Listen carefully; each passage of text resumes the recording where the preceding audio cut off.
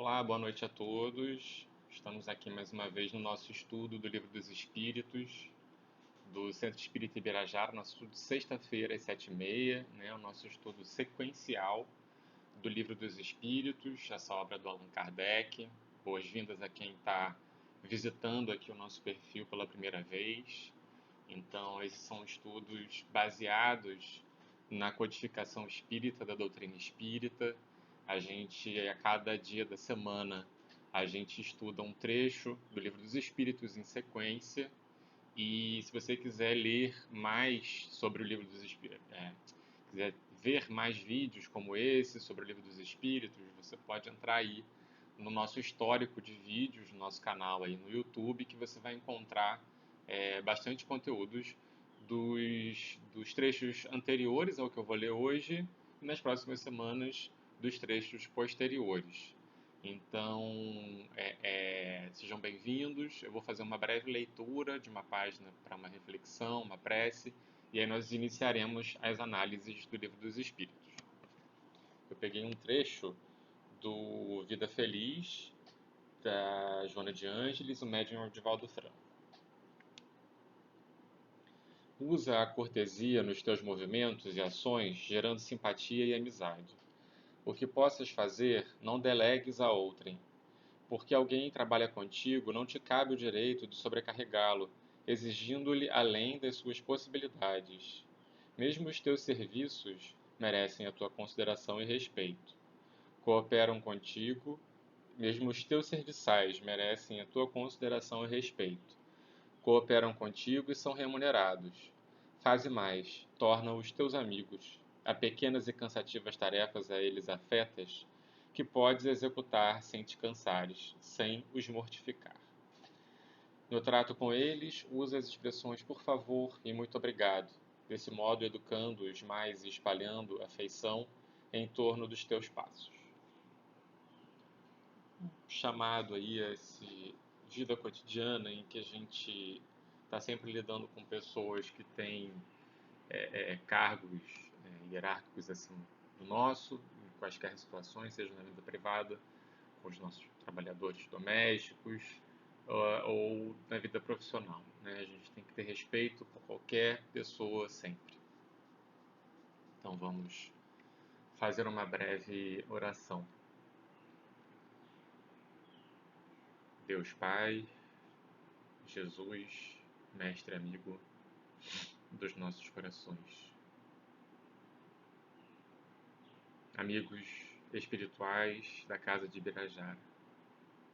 Aqui estamos mais uma vez reunidos, ainda que em tempos diferentes, considerando os períodos em que cada um irão assistir esse vídeo, mas de uma certa forma unidos. Se nos ouvem, nos conectamos, porque aqui falamos com o coração. Pedimos, Senhor, a tua proteção, a tua orientação em favor de todos aqueles que chegarão a esse vídeo e que possa haver o máximo proveito das lições que serão aqui elaboradas, refletidas.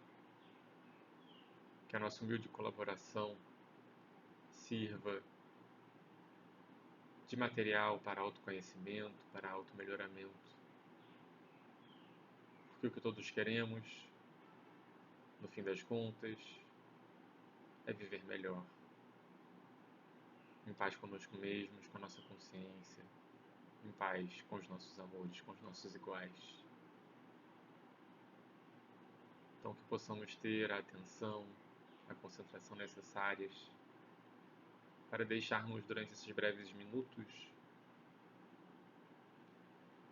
os incômodos, as preocupações do cotidiano de lado, abrindo espaços para reflexões sobre a existência, sobre a nossa espiritualidade, a nossa religiosidade, a nossa verdadeira essência. Pedindo então a tua proteção, a tua orientação, Senhor, iniciamos o nosso estudo essa noite. Que assim seja, graças a Deus. Bom, então vamos lá. A gente está estudando o Livro dos Espíritos na parte terceira, que fala das leis morais, e a gente está estudando a lei de sociedade, tá? A gente está finalizando aqui o capítulo da lei de sociedade. E são algumas breves reflexões que o Kardec fala sobre os laços de família. Existem vários outros trechos do Livro dos Espíritos em que esse tema é abordado. Então aqui vai ser abordado sob esse ponto de vista dos laços de família, da lei de sociedade. A gente enxergar a família como um desdobramento da lei de sociedade, né, da nossa convivência em sociedade. A família que é estudada pela sociologia, pelas ciências sociais já desde que praticamente as ciências sociais passaram a existir, tida, né, um jargão das ciências sociais que a família é a célula máter, né, a célula mãe da sociedade, o nosso convívio entre os nossos mais próximos são muito indícios da qualidade de vida em sociedade que nós vamos ter. Então, e o que acontece nas famílias acontece na sociedade e vice-versa. A nossa relação não dá para a gente tirar uma coisa da outra, né? Então, vamos lá, pergunta 773. Por que entre os animais, os pais e os filhos deixam de reconhecer-se, desde que estes não mais precisam de cuidados? Então, ele faz aqui, a preocupação aqui do Kardec é sempre fazer uma análise a respeito do que ele chama de lei natural, né, e lei humana. As leis morais, para o Kardec, seriam leis que dizem respeito ao nosso convívio, à nossa moralidade, mas elas também estariam presentes na natureza. Seriam leis que fariam parte de uma ordem transcendental da vida, né? É, é, então, a gente tem essas leis naturais, de uma certa forma, na nossa inscritas na nossa consciência mais profunda, né? De acordo com o que o Kardec e a doutrina espírita nos coloca, né? Existem leis morais que são universais e que provêm dessa natureza. Então, o Kardec faz nesse trechinho aqui um paralelismo entre as relações familiares dos animais e dos homens, meio que para entender esse limite dessa lei natural, né? O que então se aplica, porque se a lei natural é uma e rege a todos, então por que é diferente nos animais e por que é diferente nos homens? E aí é mais ou menos esse o direcionamento da pergunta. A resposta então dos espíritos. Os animais vivem vida material e não vida moral. A ternura da mãe pelos filhos tem por princípio o instinto de conservação dos seres que ela deu à luz. Logo que esses seres podem cuidar de si mesmos, está com ela a sua tarefa concluída. Nada mais lhe exige a natureza. Por isso é que os abandona, a fim de se ocupar com os recém-vindos. Né, o que a gente tem em relação a essa diferença dos animais para os homens. O que são os animais do ponto de vista espírita? Né? São manifestações do princípio inteligente. Né? A gente vê lá no início do Livro dos Espíritos o que o Kardec chamou dos elementos gerais, Kardec e os Espíritos chamaram dos elementos gerais do universo. Né? Deus, Espírito e matéria. O princípio inteligente, ele é como se fosse a matriz desse do que depois vai se tornar o espírito, né? É o que existe no universo de elemento inteligente, a matéria como o material a se moldar e Deus como criador tanto do espírito como da matéria. Então, o animal nada mais é do que uma manifestação desse princípio inteligente. Né? A gente vai aprendendo depois, nos capítulos em que os espíritos nos trazem a noção de evolução anímica, que esse princípio inteligente ele estagia, né, em vários reinos, e mineral, vegetal, animal até chegar no hominal, e o próximo passo seria a angelitude. Segundo, né, a nossa doutrina espírita, seria o espírito, o princípio inteligente, ele percorre todo esse caminho, um caminho que tem a ver com uma jornada de evolução, em que você vai melhorando a cada etapa.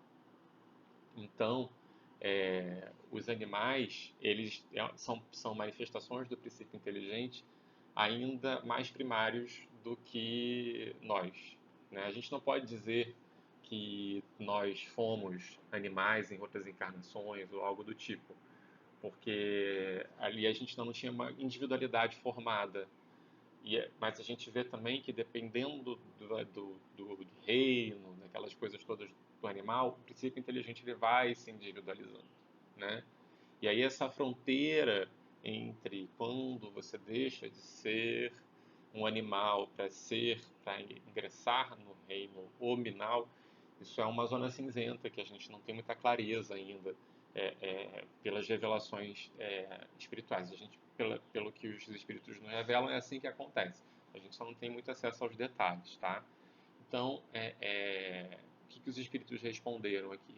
Os animais vivem vida material e não vida moral. Então, esse princípio inteligente ali, ele está muito mais com os seus instintos de sobrevivência exacerbados e sem um, um guia, né, moral. Né? Os espíritos nos dizem também, em outros trechos ali do livro dos Espíritos, que conforme nós desenvolvemos o nosso racional, a gente vai desenvolvendo o nosso lado moral. O racional ele vem antes, né, do moral. Então, os animais que têm ainda baixo nível de desenvolvimento, porque a gente percebe que alguns animais conseguem fazer raciocínios simples, né? Então, os que têm raciocínio menos elaborado conseguem ter menos aprendizado desse ponto de vista, inclusive moral. Então, por isso eles têm esse comportamento diferenciado do homem, né? Então, vamos à pergunta seguinte. Pergunta 774. Há pessoas que, do fato dos animais, ao cabo de certo tempo, abandonarem suas crias, deduzem não serem os laços de família entre os homens mais do que resultado dos costumes sociais e não efeito de uma lei da natureza. Aí essa história da lei da natureza que eu introduzi lá, né, dessa ideia de que essa lei da natureza como uma lei universal, que da onde decorrem as leis morais e tudo mais. O que devemos pensar a esse respeito? De que algumas pessoas fazem esse paralelismo, né, de que nos animais os laços de família não duram muito tempo, é só durante ali a infância do animal, que tem uma duração infinitamente menor, né, do que a nossa. Nós, enquanto humanos, temos um período ali de infância muito longo e precisamos de mais cuidados. Por que nos animais é de um jeito, no homem é do outro, e algumas pessoas deduzem daí que os laços de família não seriam provenientes de uma lei da natureza. Então, essa é a pergunta. A resposta, então, dos espíritos. Diverso do dos animais é o destino do homem. Por que, então, quererem identificá-lo com este? Há no homem alguma coisa a mais, além das necessidades físicas. Há a necessidade de progredir. Então, nós, enquanto princípio inteligente, estagiando no reino nominal, se a gente pode dizer assim, nós temos racionalidade e moralidade mais desenvolvidas em relação aos animais. Os laços sociais são necessários ao progresso e os de família mais apertados tornam os primeiros. Eis porque os segundos constituem uma lei da natureza. Quis Deus que, por essa forma, os homens aprendessem a amar-se como irmãos. É muito interessante aqui essa frase, né? Os laços sociais são necessários ao progresso. Quanto mais desarmonia social a gente tem mais dificuldade de progredir. A gente pode dizer, mas a gente teve guerras e as guerras trouxeram benefícios. Sempre vai ter benefícios, né? Deus é tão maravilhosamente bom, que nos concede benefícios, inclusive quando fazemos o mal. E às vezes a gente não consegue enxergar os benefícios. Só quando passa o período difícil é que a gente percebe que houveram situações, houve situações em que, mesmo havendo o mal, mesmo situações ruins acontecendo, houveram situações positivas. Houve situações positivas. Preciso corrigir essa concordância. Mas eu achei interessante ele trazer isso. A gente vê hoje em dia o quanto que uma sociedade polarizada, né, uma sociedade dividida por N situações, o quanto que isso traz prejuízo, né? A gente pode ter a ilusão de que isso é bom, de que faz parte do nosso processo de amadurecimento, né? O escândalo é necessário, porém, ai daquele que produzir esse escândalo. A gente precisa crescer e às vezes os embates, os conflitos, eles se fazem necessários. Mas a gente tem responsabilidade pelas nossas escolhas, inclusive no momento de conflito, né? Então, os laços sociais são necessários ao progresso e os da família mais apertados tornam os primeiros. A gente tem aí na nossa história da sociedade, na modernidade, essa ideia que nós temos de família hoje em dia, ela provém muito de um ideal burguês. Isso não sou eu que estou falando, são estudiosos das ciências sociais. Obviamente que existem outras concepções, vocês podem pesquisar, e isso é uma discussão que acontece no campo das ciências sociais. Mas a percepção mais vigente, digamos assim, das ciências sociais, é que a nossa percepção de família é uma percepção muito burguesa, muito ligada à questão de patrimônio, à questão de herança, né? Então, o discurso do laço afetivo veio para legitimar um pouco também a manutenção das riquezas em determinados grupos sociais, né? Para que essas heranças não fossem dissipadas e permanecessem naquele núcleo familiar. Tanto isso é verdade que existem famílias hoje no mundo, principalmente na Europa, que são detentoras de grandes riquezas há séculos, né? Então, mas isso não quer dizer que famílias exista só por questões patrimoniais, né? A gente vê famílias muito humildes, com laços familiares muito bonitos e que se amparam e que se defendem e que dão apoio um ao outro quando estão em situações difíceis. São exemplos de família que a gente que são proveitosos, que a gente vê o quanto confirma essa afirmação dos espíritos, que os laços de família são necessários ao progresso. A gente tem uma família harmônica, numerosa ou não, mas uma família que se ajuda, que se ampara, enquanto um, por exemplo, está estudando, o outro está trabalhando, ajudando aquele que está estudando a se formar, e depois o que se formou, às vezes consegue uma colocação profissional melhor e ajuda aquele que no passado ajudou. Quantas histórias a gente não tem de situações como essa, né? Ao mesmo tempo que nós temos muitas famílias desagregadoras, né? Inclusive, a gente precisa tomar esse cuidado de não romantizar muito essa concepção de família e perpetuar uma situação de sofrimento que é desnecessária, né? É, é, São muitas nuances aí, né? Se a gente está numa família que é disfuncional, que nos traz mais prejuízos para a saúde mental e até físicas, a gente não precisa ficar apegado a essa ideia de os espíritos têm livre-arbítrio, né? Por mais que que reencarnemos numa família com um determinado propósito, você pode se manter no propósito de recuperar aquele laço, mas você não pode garantir que a outra pessoa, outro espírito vai estar nesse mesmo propósito que você, né? E aí, de repente, você precisa se questionar se vale a pena você continuar nesse propósito, sacrificando sua saúde mental em detrimento, em favor de uma outra pessoa. São escolhas, né? Cada um vai poder decidir de acordo com o próprio coração, com o próprio livre-arbítrio. Mas hoje em dia a gente tem cabedal, bagagem para poder fazer essas escolhas se respeitando, respeitando a individualidade do próximo e podendo oferecer o nosso melhor, né, nas situações sem atropelar os próprios sentimentos.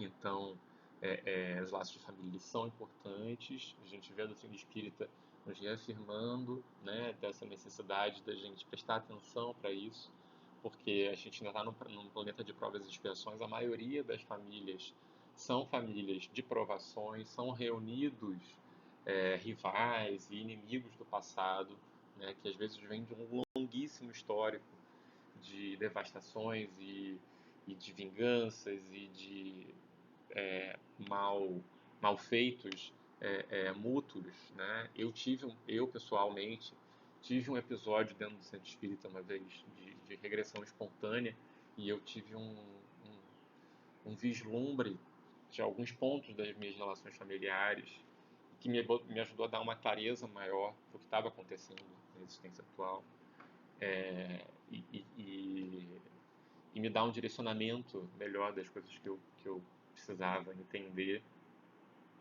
Não estou aqui fazendo uma pregação de que todos devem procurar saber o que foi a sua vida passada. Isso me ocorreu de uma forma espontânea, talvez por permissão da espiritualidade.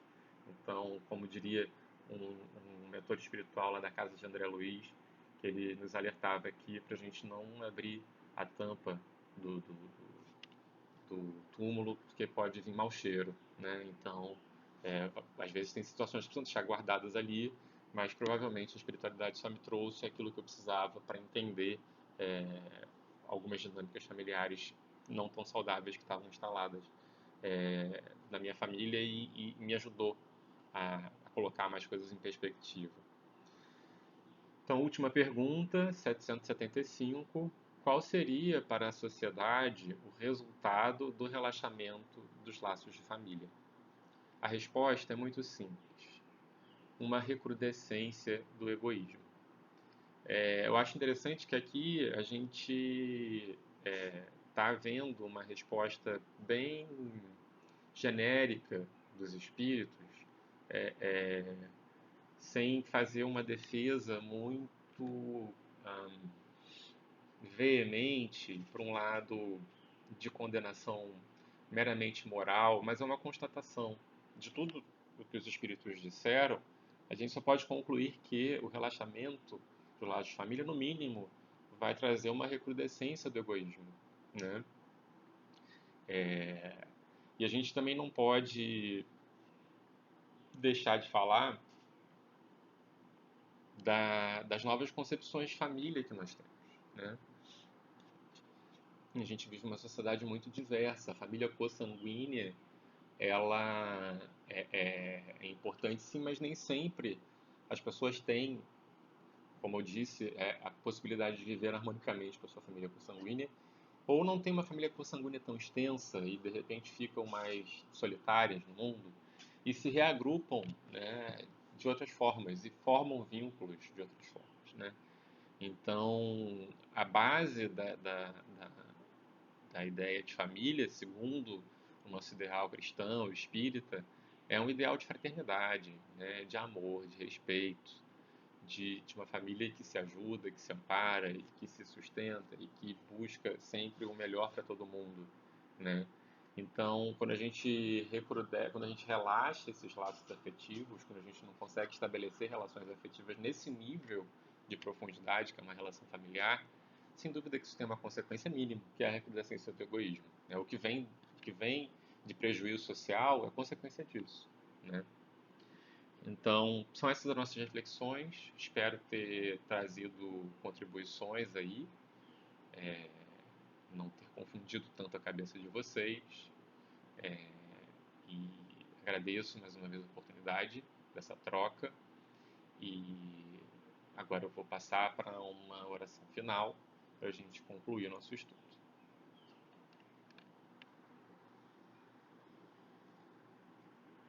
Obrigado, Senhor, por esses momentos de reflexão, de aprendizado, que possamos ter maior consciência do nosso papel na nossa vivência espiritual, de família,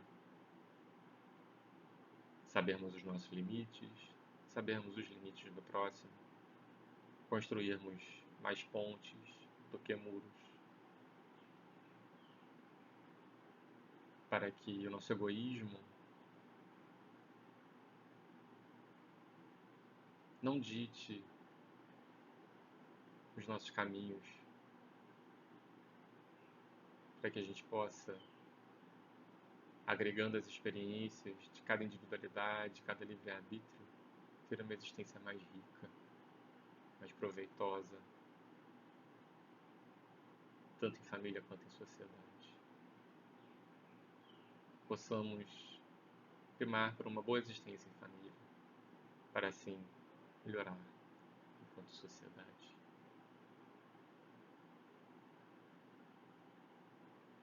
E assim, pedindo permissão aos nossos mentores amigos, damos por encerrado o nosso estudo nesta noite. Que assim seja. Muito obrigado.